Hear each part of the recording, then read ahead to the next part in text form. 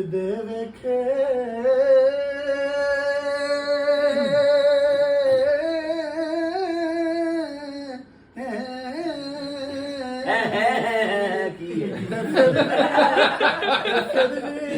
ਲਿੱਥਾਂ ਪਈਆਂ ਉਹ ਜੋ ਕਹਿੰਦੇ ਸਣ ਉਹ ਨਾਲ ਮਰਾਂਗੇ ਉਹ ਸ਼ਕਲਾਂ ਯਾਦ ਨਾ ਰਹੀਆਂ। ਧਨੀਆ ਸਾਹਿਬ ਫਰਮਾਉਂਦੇ ਨੇ ਕੱਚੇ ਕੋਠੇ ਨੂੰ ਹੈ ਸ਼ਾਮੀ ਮੇਰਾ ਯਾਰ ਹੈ, ਅੱਜ ਅਸੀਂ ਬੈਠੇ ਹਾਂ ਇਕੱਠੇ ਪ੍ਰਦੀਪ ਪਾਠ ਸਾਹਿਬ ਦੇ ਘਰ ਵਿੱਚ। ਤੇ ਮੀਆਂ ਸਾਹਿਬ ਨੇ ਬੜਾ ਸੋਹਣਾ ਨਕਸ਼ਾ ਖਿੱਚਿਆ ਕੱਚੇ ਕੋਠੇ ਨੂੰ ਜੇ ਕਰ ਲਿਪੀਏ ਨਾ, ਕੱਚੇ ਕੋਠੇ ਨੂੰ ਜੇ ਕਰ ਲਿਪੀਏ ਨਾ, ਇੱਕ ਦਿਨ ਟਹਿੰਦਿਆਂ ਟਹਿੰਦਿਆਂ ਟਹਿ ਜਾਂਦਾ।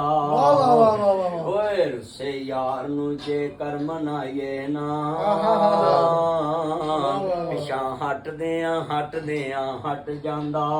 ਕੱਚਾ ਮੇਰਾ ਕੋਠਾ ਉਹਦੀ ਛੱਤ ਚੋ ਗਈ, ਉਹ ਰੇਸ਼ਮੀ ਕਮੀਜ਼ ਸਾਰੀ ਗਿੱਲੀ ਹੋ ਗਈ। ਕੱਚੇ ਕੋਠੇ ਨੂੰ ਜੇ ਕਰ ਲਿਪੀਏ ਨਾ, ਇੱਕ ਦਿਨ ਟਹਿੰਦਿਆਂ ਟਹਿ ਜਾਂਦਾ। ਉਸੇ ਯਾਰ ਨੂੰ ਜੇ ਕਰ ਮਨਾਈਏ ਨਾ, ਪਿਛਾਂ ਹਟਦਿਆਂ ਹਟ ਜਾਂਦਾ। ਚੁਗਲਖੋਰ ਨੂੰ ਜਿੰਨਾ ਵੀ ਰੋਕ ਲਈਏ, ਚੁਗਲਖੋਰ ਨੂੰ ਜਿੰਨਾ ਵੀ ਰੋਕ ਲਈਏ, ਗੱਲ ਕਹਿੰਦਿਆਂ ਕਹਿ ਜਾਂਦਾ। ਜਿਹੜਾ ਸ਼ਾਮੀ ਦੀ ਗੱਲ ਮੰਨਦਾ ਨਹੀਂ, ਓਏ ਜਿਹੜਾ ਸੱਜਣ ਦੀ ਗੱਲ ਮੰਨਦਾ ਨਹੀਂ, ਜਿਹੜਾ ਯਾਰ ਦੀ ਗੱਲ ਮੰਨਦਾ ਨਹੀਂ,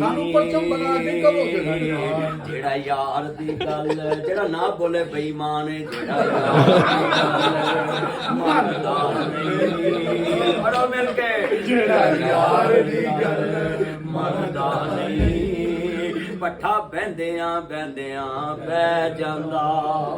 ਤੇ ਜਿਹੜਾ ਮਦਨੀ ਸਾਹਿਬ ਦੇ ਅੱਗੇ ਆ ਜਾਵੇ, ਉਹ ਥੋੜੇ ਬਹੁਤ ਪੈਸੇ ਦੇ ਕੇ ਲੰਘ ਜਾਂਦਾ।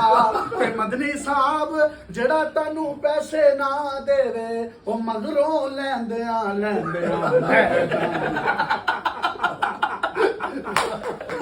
ਕਿੰਨੀ ਵੱਡੀ ਹਕੀਕਤ